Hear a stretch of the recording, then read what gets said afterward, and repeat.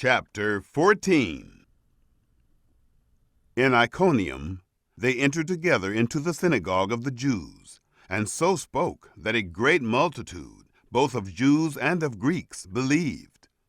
But the disbelieving Jews stirred up and embittered the souls of the Gentiles against the brothers. Therefore, they stayed there a long time, speaking boldly in the Lord, who testified to the word of his grace, granting signs and wonders to be done by their hands. But the multitude of the city was divided. Part sided with the Jews, and part with the apostles. When some of both the Gentiles and the Jews, with their rulers, made a violent attempt to mistreat and stone them, they became aware of it, and fled to the cities of Lycaonia, Lystra, Derbe, and the surrounding region. There they preached the good news. At Lystra, a certain man sat, impotent in his feet, a cripple from his mother's womb, who never had walked.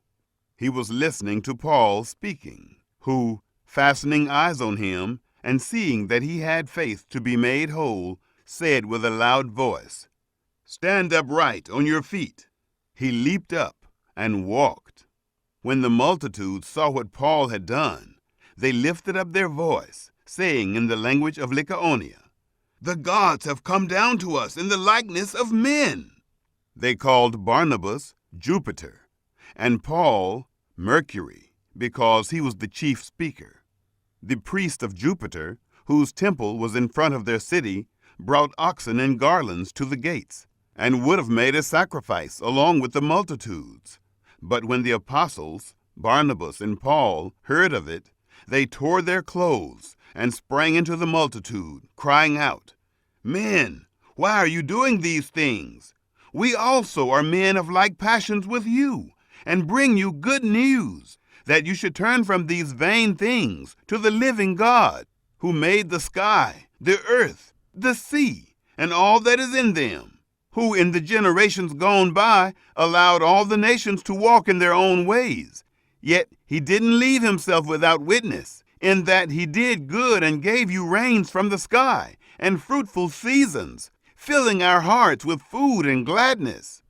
Even saying these things, they hardly stopped the multitudes from making a sacrifice to them.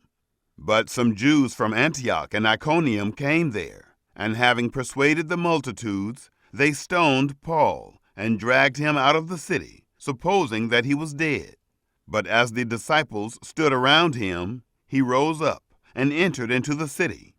On the next day, he went out with Barnabas to Derbe.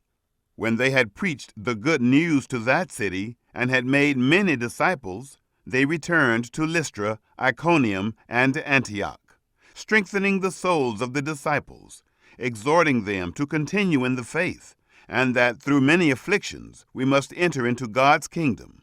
When they had appointed elders for them in every assembly, and had prayed with fasting, they commended them to the Lord, on whom they had believed. They passed through Pisidia and came to Pamphylia. When they had spoken the word in Perga, they went down to Attalia. From there they sailed to Antioch, from where they had been committed to the grace of God for the work which they had fulfilled. When they had arrived and had gathered the assembly together, they reported all the things that God had done with them, and that he had opened a door of faith to the nations. They stayed there with the disciples for a long time,